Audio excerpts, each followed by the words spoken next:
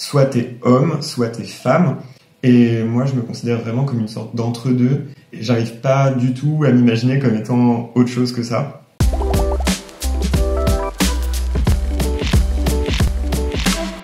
Wow!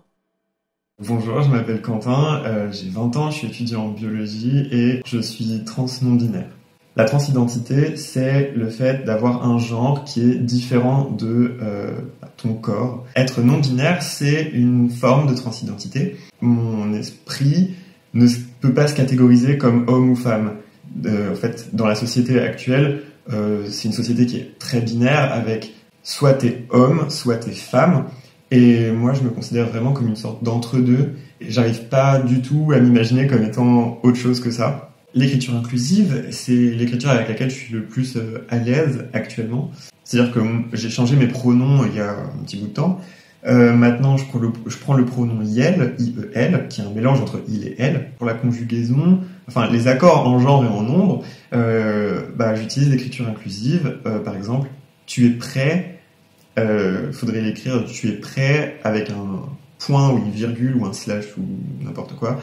Et après, rajouter le E de la forme féminine. C'est une manière de mettre la forme masculine et féminine en même temps dans la phrase et donc la rendre mixte. Après, il y a des mots où on peut pas forcément faire ça.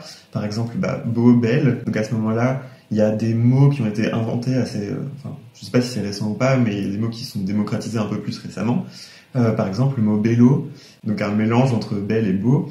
Et c'est ça pour plusieurs mots. Pour les personnes non-binaires, intersexes, ou même les personnes qui veulent juste pas forcément se définir, ça peut être une forme très agréable à lire. En France, en 2020, les personnes, que ce soit non-binaires ou quoi que ce soit, sont quand même hyper réduites à leur sexe fréquemment. Et je pense que c'est encore plus visible pour les personnes qui sont pas à l'aise avec les sexes qui leur sont proposés. En tant que personne non binaire, je suis à l'aise avec mon corps, mais je suis pas à l'aise avec le fait qu'on me demande constamment si je suis un homme ou une femme. C'est juste quelque chose qui me met mal à l'aise et on se rend pas compte à quel point on demande cette question souvent. Dans tous les formulaires d'inscription, l'administration, je me suis inscrit sur Superprof pour donner des cours il y a pas très longtemps et il y avait quand même la question majeure d'emblée, c'était t'es un homme ou une femme. Ça fait pas plaisir quand t'es pas à l'aise avec ton sexe, quoi. Donc surtout que c'est des questions qui sont tellement facultatives que les rendre obligatoires et les rendre binaires, c'est quand même quelque chose d'hyper oppressant en fait. Il faut quand même réussir à dire aux gens que on existe, parce que si tout le monde accepte les discriminations, on les vivra toute notre vie. Donc ce serait quand même triste.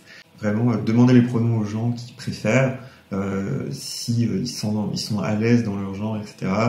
Et surtout, soyez ouverts à si une personne est pas à l'aise avec le fait d'être femme ou homme, juste acceptez-le, ça coûte rien. Ça coûte rien.